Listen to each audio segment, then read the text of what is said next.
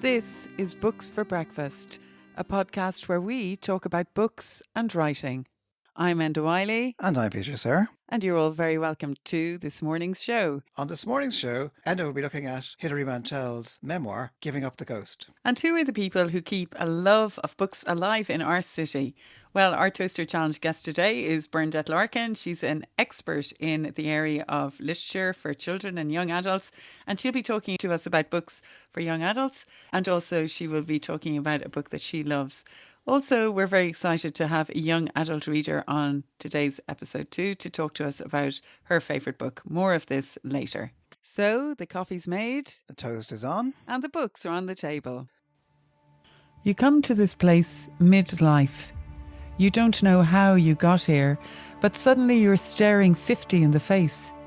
When you turn and look back down the years, you glimpse the ghosts of other lives you might have led. All houses are haunted. The wraiths and phantoms creep under your carpets, and between the warp and weft of fabric, they lurk in wardrobes and lie flat under drawer liners. You think of the children you might have had but didn't. When the midwife says it's a boy, where does the girl go? When you think you're pregnant and you're not, what happens to the child that has already formed in your mind? You keep it filed in a drawer of your consciousness, like a short story that never worked after the opening lines. And that was Enda reading an extract from Giving Up the Ghost, a memoir by Hilary Mantel. Enda, what drew you to this book? Is it the fact that it's a memoir? Do you like memoir? Well, yeah, memoir writing, I really love it. I've long been an admirer of great literary memoirs. I'm thinking of Elizabeth Jane Harrod's wonderful Slipstream about her life and her circle of intimate friends, Cecil Day Lewis, Martin and Kingsley Amis, or Joan Didion's. Do you remember that book that is a really devastating book, The Year of Magical Thinking? Or even a memoir like Roald Dahl's Boy, which is full of fun and fascinating facts about a writer's life beginning in childhood. I think if you admire certain writers, it can be really an added bonus to read about their lives. And of course, the fact that Hilary Mantel is such a gifted writer makes this memoir, Giving Up the Ghost, all the more worthwhile. Yeah, I mean, she's a very interesting writer. I mean, I suppose for a lot of people, she's well known for the trilogy, the Such a Time Henry VIII, the brilliant Wolf Hall, and Bringing Up the Bodies, both Booker winners. And the third set in that, or the third book in that series, The Mirror and the Light, which I have waiting. I have just about begun, and I'm waiting to finish. I kind of demolished the other two, and I'm really looking forward to this one. But of course, she's also known for she was a novel on the French Revolution, book Giant O'Brien. In fact, she was recently in the news I saw because she was asking for the bones of this Irish giant to be repatriated. What was the story about that? Oh yeah, well that was very interesting. She's called for the Royal College of Surgeons to repatriate the skeleton of the Irish giant. He was called Charles Byrne, and his bones still remain in storage in London 2 centuries after he asked to be buried at sea. Charles Byrne had a genetic form of gigantism that caused him to grow to more than, well, I think it was nearly 7. He grew as tall as 7 feet 6 inches tall. And his height made him a huge celebrity in 18th century London. And while he was still alive, he went to great lengths to try to make sure that his skeleton wasn't put on display after his death. He really did not want this, and because it was a fate usually reserved for executed criminals. But against his wishes and his plans for a sea burial, after Byrne's death in 1783, his remains were acquired by the Scottish surgeon and anatomist John Hunter. So it was quite a clever move by John Hunter. And in fact, in the book that Hilary Mantel writes, he isn't seen as pioneering. He's seen kind of as a greedy, evil character. So she said recently to The Guardian in an email, Hilary Mantel said, it's time that Charles went home. And she said, I know that in real life he was a suffering soul, nothing like the fabulous storybook giant I created, and that his gratifications were fewer and his end very grim. I think that science has learned all it can from the bones. And the honourable thing now is to lay him to rest. It would suit the spirit of the times, and I don't see a reason for delay. He's waited long enough. So that's what she said. Fair enough. In fact, I wrote a poem about the giant many years ago, and I bet you didn't know that. But there they are. I did not know that. It's all being revealed. So, but I have to say, you may have written a poem, but did you actually read her book, The Giant O'Brien? Alas, not. And I don't know why, because because I've always intended to read it, but it's just one of these books I haven't got around to reading. You obviously did. Well, Peter, yeah, shame on you, Peter, sir, because this is actually a fantastic book, The Giant O'Brien. And I recommend it to you. In fact, I recommend that you should read it instead of writing poems. It's London of 1782. She's obsessed with ghosts. I mean, ghosts appear in lots of different ways in her novels, and many ghosts haunt the giant O'Brien too. He's got his failing health. There's also the competition of an even bigger giant following from Ireland to compete with him. And chillingly, we have that kind of body snatching Dr. Hunter who wants to get the bones of the giant for science. But the most interesting part I thought about the story was the way she gets into the characters. And the giant, gets his income from putting on a peep show, and people pay to see the giant. And when all the men and women, many of them from Ireland, down on their luck, some of them almost starving, when they're not desperate to survive, they sit around, they drink and they tell stories. And O'Brien is actually the most intelligent and best storyteller of them all. So I loved that kind of element to it. It's a really good book, Peter. All right. But that was You're kind of by the convinced, by are in a way. But yes, Yeah. of course I am, yeah. But to get back to the memoir, Giving Up the Ghost, I mean, I know you're a fan of ghost stories, but there's a ghost, obviously the title is there a ghost in the memoir? Yeah, I think I was hooked by the opening section of this, which I have to say came out in 2003, and it is incredible that 17 years later it's still very much in my memory and my imagination. The opening pages of this, it has to be said, riveting memoir. Hilary Mantel is in her Norfolk cottage and she's preparing to sell it when suddenly she sees a flickering on the staircase. She says the air is still, then it moves. I know it is my stepfather's ghost coming down. I am not perturbed. I'm used to seeing things that aren't there. So I thought that was such an eerie opening, and I do remember feeling very spooked by it, and it kind of drew me in. But there's lots of other ghosts too. There's the ghost of Katrina, the daughter that she never had. And Mantel sees her as a strong-shouldered girl with an Irish complexion. She's a practical girl. She's good at driving. She's good with money. She's good at making curtains. But mostly, though, these ghosts, which Mantel maintains we all have creeping around our lives, are not really easy to identify. And in a way, she says they represent the parts of ourselves that we never get a chance to know. You know that idea that every time a boy is born, there might be a ghostly other girl left in limbo. For every job or home that you choose, there are several others left behind. It's very fascinating. And it's apparent in the piece that I read at the beginning too, that idea that there might be kind of parallel lives going on. So ghosts are throughout the memoir. And about her childhood, she says, my early world was haunted by the ghosts of my own sense impressions, which re-emerge when I try to write, and I shiver between the lines. So most especially, I think the ghosts are linked with her childhood and the loss of it. Her mother at one stage lived with two men, and then she eventually left Hilary Mantel's father, and she moved herself and the children to live with Jack Mantel, who Hilary then received her surname from. And I can read a bit just about that if you want, Peter. Would you like to hear it? Yeah, that would be good. So it goes, by the end of the summer, we would be gone. We would be gone to another town. We would have a semi-detached house. It would have a lawn. It would have a rockery. It would have an apple tree. We would have new carpets and another name. We would be gone so fast that by September, when the new school year began, we would be a scorched trail on the air. My childhood ended. So, in this occluded way, darkened by the smoke from my mother's burning boats. So obviously childhood is a big part of this memoir. I mean, and what kind of childhood did she have? What kind of childhood does she write about? Yeah, well, I mean, just even describing it there, it's a complicated childhood. It's very complex. She started out quite healthy, but then she had fevers and illness. But she says, the story of my childhood is a complicated sentence that I am always trying to finish and put behind me.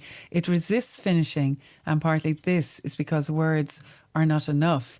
And even though she protests the words aren't enough, I think Hilary Mantel is really excellent in this memoir at providing pockets of memory which are highly visual and very touching at times. And even though her mother, as she said, kind of ended her childhood by what she decided to do, there are brilliant picture images of her as a young little child. Like this one, for instance, Peter, she says, the first thing I remember, I'm sitting up in a pram. We are outside in the park called Bankswood. My mother walks backwards. I hold out my arms because I don't want her to go. She says she's only going to take my picture. And what she says later is the memory of that scene exists now only as a faded 1950s photo. And she says, what remains as a memory, though the colour has bled away, is the fast scudding of clouds and the rush of sound over my head, the wind in the trees, as if the water of life have begun to flow. It's really startling writing. Fantastic writer. The memoir also deals with Mantel's own health issues, doesn't it? Yeah, well, I did refer to that a little earlier on. Yeah, she suffered fevers as a young child. And later in life, she suffered from endometriosis and weight gain and ill health. And she's very honest, really, I think, at connecting her health with memory and her past in a really visual way. I mean, listen to this. She says, many years later, when there was a suspicion about my heart, I was sent to a hospital for an echocardiogram. A woman rolled me with a big roller as if she were flattening me to take spin. I heard the same sound, the vast, pulsing, universal roar, my own blood in my own veins. But for a time, I didn't know whether that sound came from inside me or from the depth of the machines by my bed. So that's kind of grim in a way, but it's not all doom and gloom, is it? No, it's not all doom and gloom. I think it's grim, but it's also fascinating the way she describes the language that she uses, the way she describes, her illness. But no, it's not all doom and gloom. In fact, far from it. And she's great at creating a team of characters from her childhood, one of which is her great aunt, Annie Connor, who lives at number 58, just up from Hilary Mantel's house. Her shape is like the full moon. She's got hands that are hard and chapped. Young Hilary arrives and the aunt is getting the cabbage on. And she says, hello, our Hilary. She says that she can't stretch to the H, but rather embarrassed for her that she can't pick up who I am. Hilary Mantel says she slips into this idea that she's an Indian or she's St. Lancelot, and she changes who she is. So there is fun in that. And there's also a reference to the fact that when the granny wants her sister, she bangs on the wall. And in other houses, ghosts bang, Hilary Mantel says. But here it's only Annie O'Connor banging back. So there is fun there as well. And because her grandparents are important to her, aren't they? As well as her own mother. Yeah, I mean, she has an interesting family background because her grandmother had been a mill worker when she was 12 years old, and her mother herself was put into the mill at just 14. And in a way, it's very sad when you think of what Hilary Mantel has achieved. Her own mother was pretty, she was clever, she was talented. And she did so well in school, but the school made an error and they forgot to enter her for the scholarship exam. And so she couldn't be sent on further to grammar school. And so I thought that was kind of sad but poignant, and also amazing, the idea that Mantel herself went on and achieved such success when her mother couldn't. Oh, and sorry, I just have to say one other thing as well. We were talking there, is it all doom and gloom? But it is funny as well that she describes her grandfather. He served in North Africa.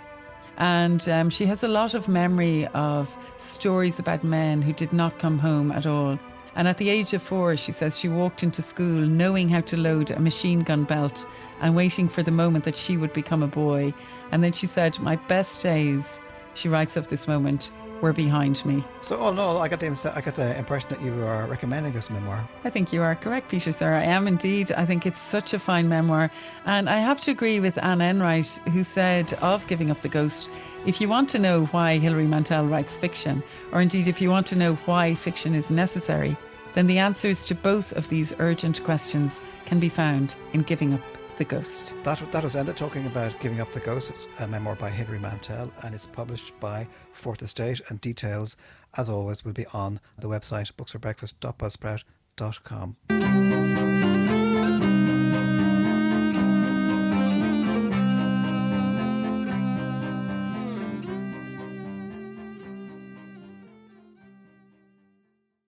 Well, Books for Breakfast loves books and writing. But just who are the people who keep this love alive in our city and in our communities? Well, with this question in mind, we would like to welcome a friend in books and in the arts as today's Toaster Challenge guest. She's a person who's hugely active and experienced in the area of the arts, books and reading, not just for adults, but for children and teenagers too. Bernadette Larkin, you are very welcome to Books for Breakfast. Thank you, Enda. How are you? Very well, actually. And I just thought I'd start by saying a few things about you, Bernadette, so you can sit back there and relax for a little bit, just to fill the listeners in. So, Bernadette's experience in the area of arts in Ireland, particularly in the field of literature and arts education for children and young adults, is really exemplary. She began as a bookseller for Books Upstairs, that wonderful bookshop that we praised on last week's podcast. And I first encountered Bernadette when we were both working delivering cultural programs for children across the arts at the Arc, a cultural centre for children in Temple Bar, which I'm sure many of you have visited and know. So Bernadette went on to do extremely valuable work as project manager for ArcLink in Fatima Mansion's Dublin 8, which was celebrated, I remember, in a really beautiful retrospective exhibition, The Butterfly Effect, which featured much of the children's work. And it was opened at the time by the President of Ireland, Mary McAleese, in November 2006. Well, Bernadette went on and she's been Development Officer for the Irish Writers Centre. She's been Head of Education and Programmes at Airfield. She's been Project Manager for Bookseed. I really love this idea. It's a very inspiring initiative of Children's Books Ireland, which involved book gifting for babies in Limerick. That sounds wonderful. Um, for Dublin City Council Culture Company, this is a really innovative company which connects communities with artists and creative spaces in the city of Dublin. If any of you haven't heard about it, it's a really great company. Well, Bernadette has been the cultural producer for the National Neighbourhood Project called Around the Table, and this sounded great. It connected food in the city with books, art, history, memory, community.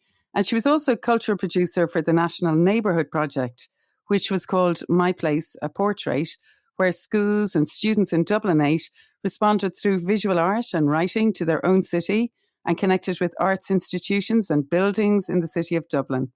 Bernadette is currently the Arts Council Advisor for Young People, Children and Education. So, Bernadette, turning to now, you certainly have had lots of creative experience over the years connecting with communities and young people, most particularly in the area of literature and books.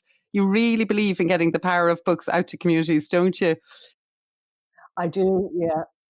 Definitely. So first off, I was just wondering, could you tell us a little bit about Our City, Our Books, which is an initiative of Dublin City Council Culture Company and Dublin UNESCO and Dublin City Libraries. And you're actually the project manager and curator for it. Isn't that right? That's right, Enda. And it's a great project to be working on, actually, particularly for the moment when we're all in lockdown once again.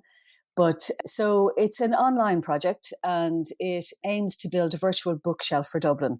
So we want to talk to everybody in Dublin, if they'll talk to us, about what they love to read, what they love to read as children, their favourite libraries, all their influences really. And it's, for everybody who lives, works and plays in Dublin, everybody who calls Dublin home. And if people want to get involved in that, all they have to do is contact me at hello@ourcityourbooks.ie. And we will respond to you. We're doing lots of different things at the moment. We have an online book club, which takes place on the last Tuesdays and Thursdays of each month. This month, that's next week, isn't it? It is. Next week, we're reading Sapiens. And then the following month, we're reading Rebecca again. I know. And we're also doing a project we want to talk to our local lockdown heroes. They're the people who sometimes you might not notice in your daily life, but you certainly miss them when you're gone. So they're the people who kept our communities going during the lockdown, the person in your local shop, the Deliveroo person who kept us all happy. Everybody really, and the people who collect your refuse. So if anybody has anybody that did a particularly good service that they noticed more in the lockdown than anywhere else, we'd love to talk to them too. Oh, Bernadette, I think you sound like a local hero doing all that work. It's amazing. And of course, just to repeat again, if you want to get in touch with Bernadette about Our City, Our Books, and full of brilliant activity there, you just link into ourcityourbooks.ie. Isn't that right, Bernadette?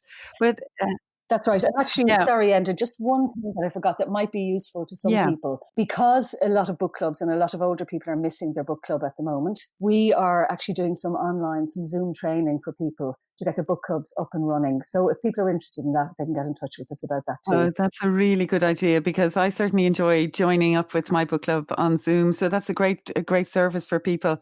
I also wanted to ask you about a role that you held recently as reader in residence an initiative of Dublin UNESCO's Dublin City Libraries. It really sounds like an enviable position to be a reader in residence in a library. I think Peter and I would love that as well. Can you tell us a bit about what that involved and really how valuable, I suppose, you felt this role was for young readers? I loved that job. I absolutely loved it. And I actually, one of the young people, I used to say when I introduced myself, first of all, that I had a great job because I got paid to read and hang out with them. And it was true. So then they used to in turn introduce me to newcomers as saying, she gets paid to read. But I worked in the North Inner City and the libraries I was attached to were the Central Library and then Charleville Mall, that lovely little library along the canal. So I worked with a few schools. I worked with, I mustn't forget anything now, I worked with Henrietta Street School, which is a small school there in beautiful Henrietta Street. I worked with Larkin Community College, with O'Connell's Boys School and with Warrenmount Girls School as well. Kind of pushed it out into Dublin 8 to work with the girls in Warrenmount. And it was a real eye-opener to me, actually, in many ways, because I think as readers, we make an awful lot of assumptions. And one of the first things that I realised is that an awful lot of children didn't know what a library was. They thought bookshops were libraries. And I met one of the young women I worked with one day in Charleville Mall in to see could she buy a book. And I think, that very, very simple message of what the libraries do for us and how, it's all free. We're so lucky. Mm-hmm. And yet I think sometimes, as I say, because we're connected to that world and because we love reading, people often don't know what's on their doorstep. I know, it's very interesting. When I was a teacher in Sean McDermott Street as well, I remember taking them on visits to the library the early years. And I think starting from a very young age is great as well. But that's really interesting, Bernadette. And you also were involved with a group of first years on a picture book project, isn't that right? Where they discussed favourite picture books that they liked, is that right? That's right. We actually worked, it was part of the CBI Book Award. And, often I think teenagers, sometimes they can slip through the net and they don't feel that confident reading. And one of the lovely things there was that you could actually ask them to judge the younger books, the picture books, and, ask them, could they put themselves back into the mind of a 4-year-old? And there was never any embarrassment then about reading. And I remember in Sing Street, actually, we had a great session one day. We had this, it was the Compendium of Irish Animals, I think that was out. That was up for an award a few years back. And it had the size of a shrew and the size of a whale. So they decided to go off and get a big stick ruler from the art room and measure how many shrews they could fit into the room and measure if we put a snail. So we had great fun. It was brilliant. Really, really imaginative. I mean, there's nothing like a really good book. What do you feel are the qualities that best work in books for young adults? I think accessibility is one. So I think some reluctant readers, let's say, can be put off by too many words on a page. So a verse novel can really work well in that sense. I think something that's relevant to them. But one of the things that I that people forget, that teenagers are discerning too.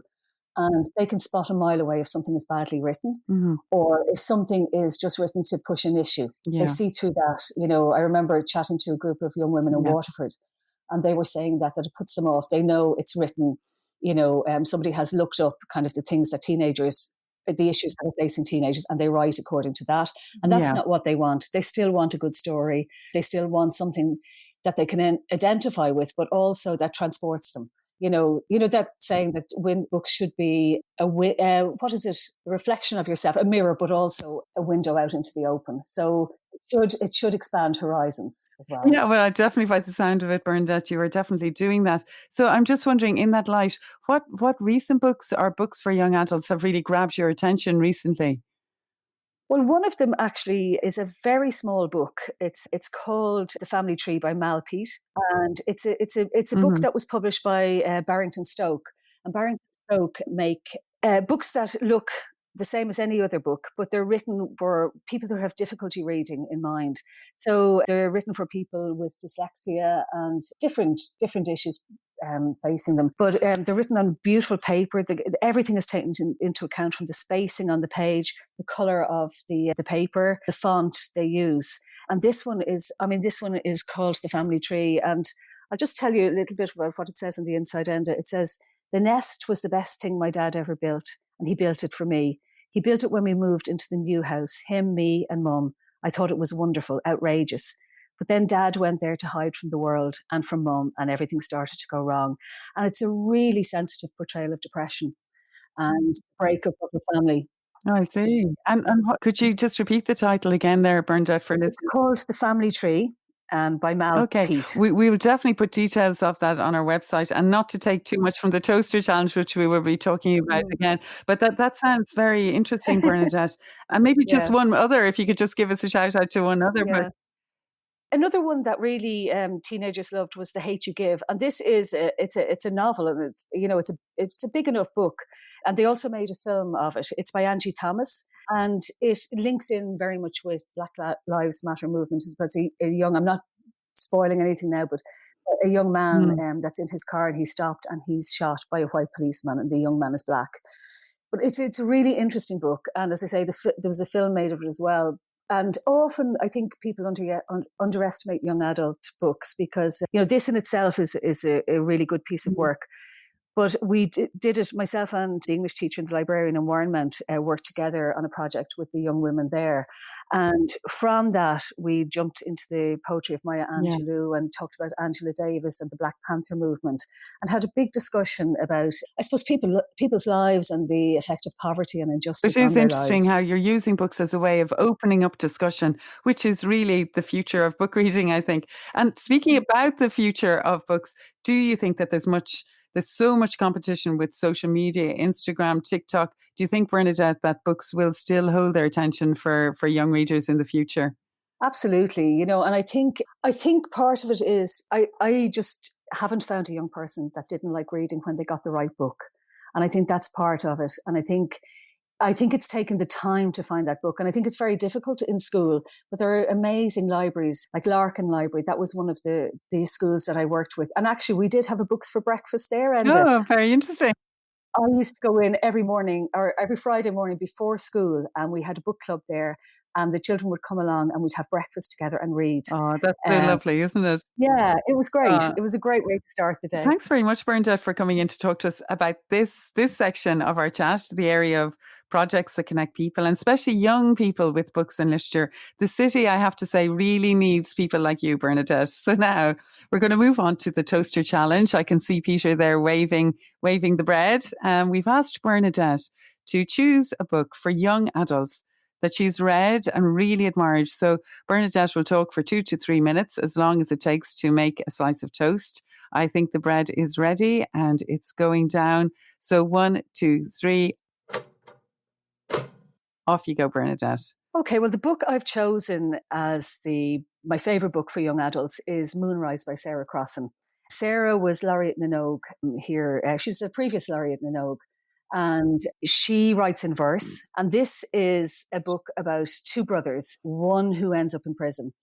And it's really looking at, I suppose, that whole effect of poverty on the lives of people in America. It's set in America, and one of the brothers is on death row. And it takes in I mean, it encompasses all of their lives and the hardships in their lives, but the love between the two brothers as well. I read this. I always read the books before I bring them into schools, and I read this and I started crying halfway, well, near the end, because I thought there was going to be a happy ending as usual, but there wasn't.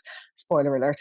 But anyway, so I thought I'd be fine when I was reading it. And then I was sitting in the classroom reading it with a group, and I thought, I'm going to start crying Mm-hmm. because I know what's coming. Mm. And I Yeah. turned around and I said to the Yeah. teacher, could you take over? And she was crying.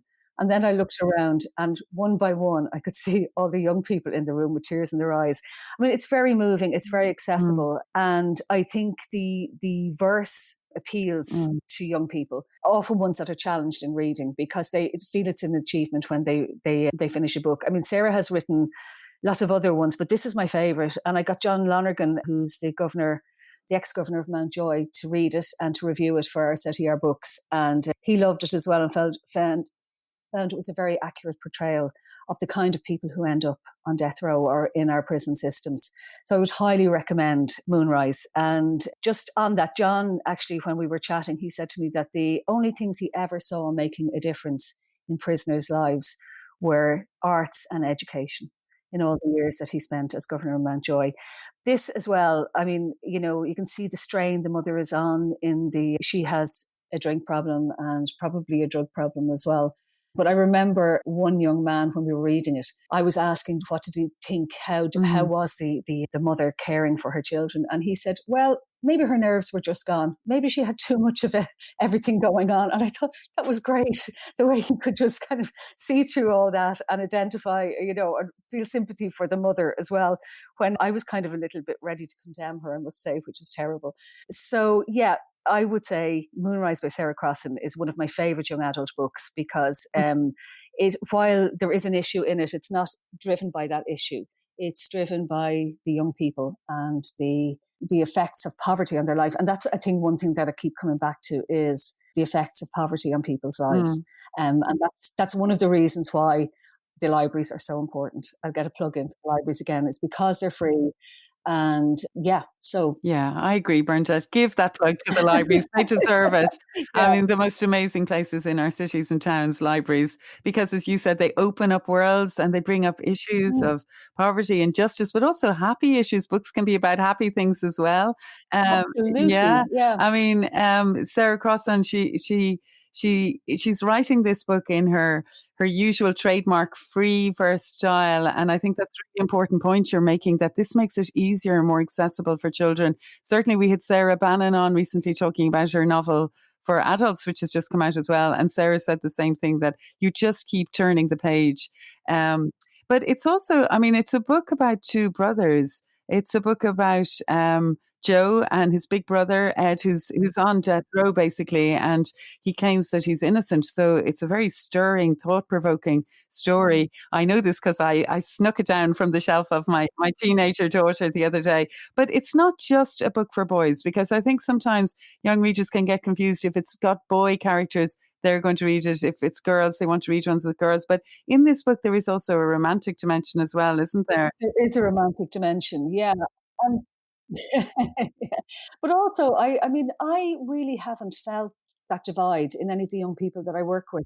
They're quite happy to read, books that have male or female protagonists in them.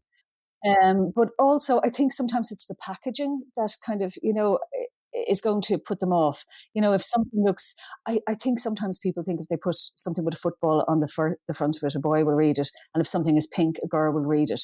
But, I've had young women really kind of turning their nose up at kind of the cover of a book, is so important, I think, as well.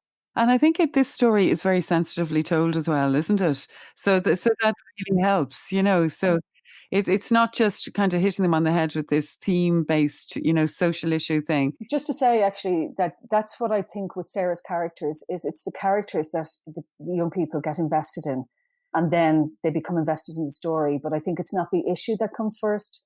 It's that the characters are good, rounded characters. Yeah, which is always the sign of a great read. So, Bernadette, you are firmly recommending Sarah Crossan's Moonrise, published by Bloomsbury. And all details on this book and also the other books that Bernadette mentioned today will be available as usual on booksforbreakfast.buzzsprout.com, as well as details about Our City, Our Book, that really wonderful initiative of Dublin UNESCO, Dublin City Council Culture Company, and Dublin City Libraries. And don't forget, do go and visit your libraries. So Bernadette Larkin, thank you so much for joining us this morning. Thanks, Enda. Lovely to talk to you.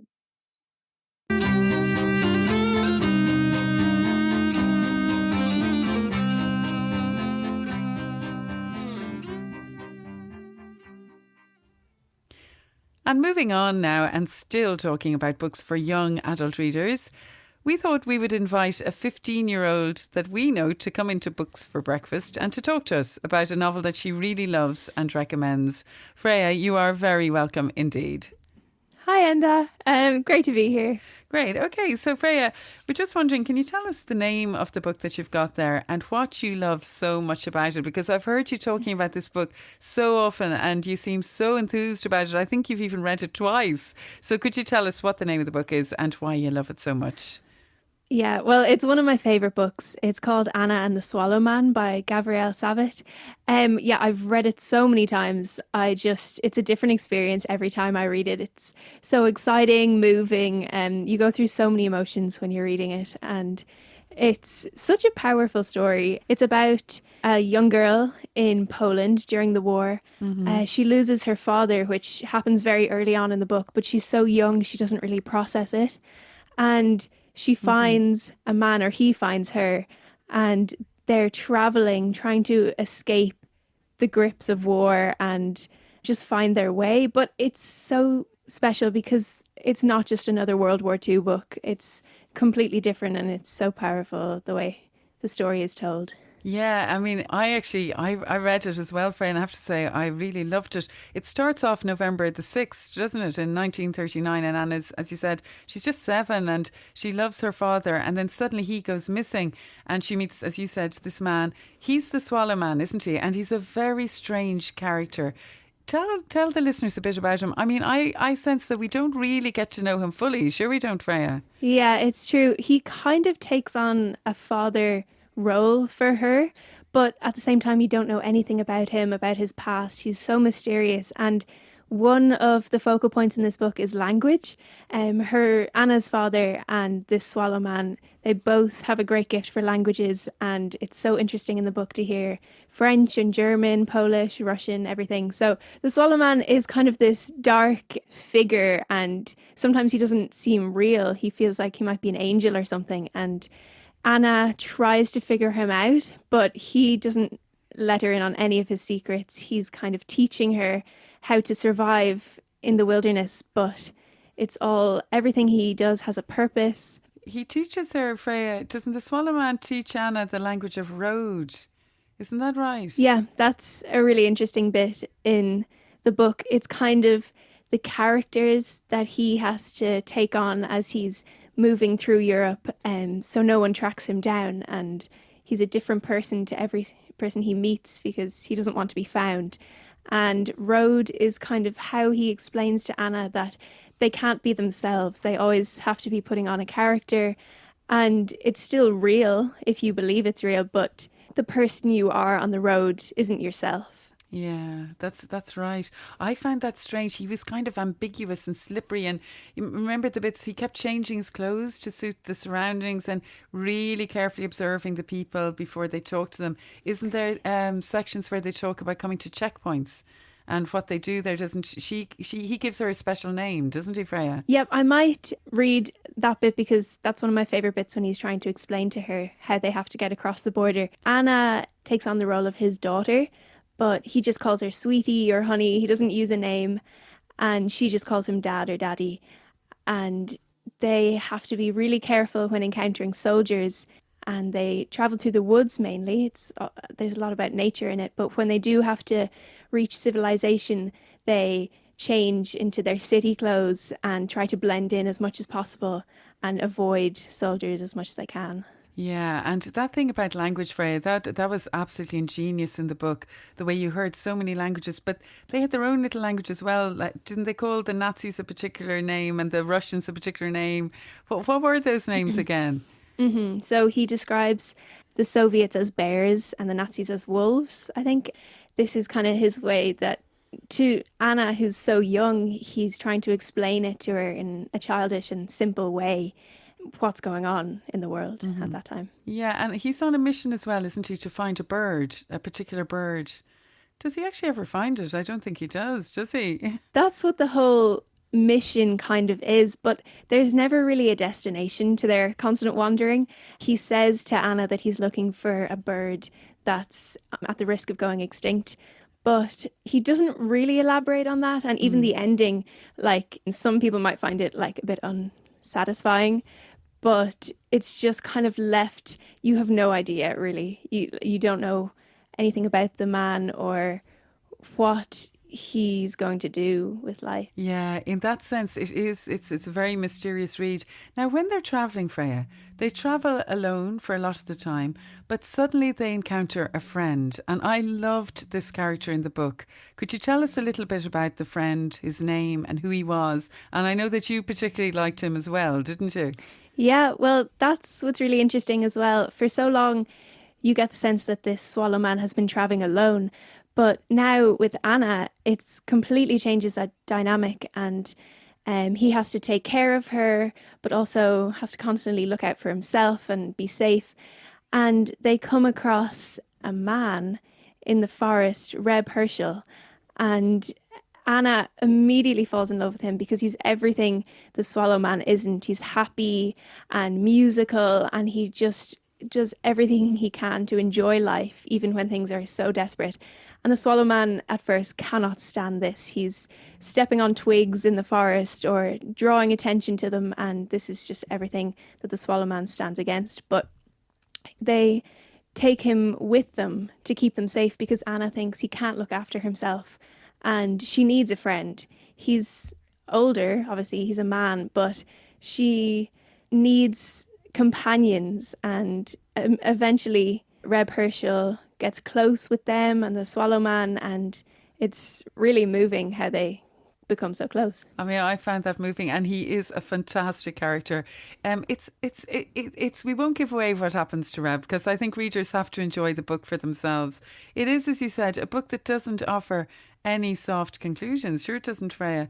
It's a tough read in many ways, but I feel that why shouldn't it be? Because it's describing a tough time in history. It's always winter as well. I'd like to talk about the weather because for all the long seasons that they travel, it always seems to be winter, doesn't it, Freya? Well, yes, it follows them along a period where she starts off as a 7-year-old girl and then she grows into sort of a young teenager. But it does describe the seasons very well. There are periods of summer and spring, but mostly it's winter and it's harsh and cold and desperate. So it's really interesting as well from the perspective of Anna, how her mindset changes and she's getting older and suddenly she's noticing things that she wouldn't have noticed before. As a young girl, she's experiencing things that women are forced to experience.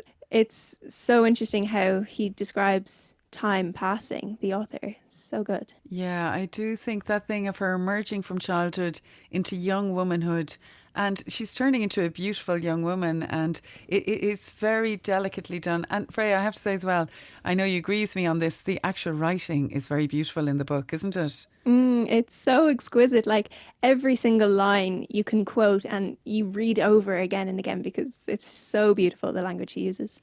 Yeah, I loved that as well, Freya. So listen, Freya, you've given us a big rave about that book. And I know that you'd said earlier that you've a piece, one of your favourite pieces that you'd really like to read and share with us. So this, Freya's going to read now a piece from Anna and the Swallow Man by Gabriel Savit.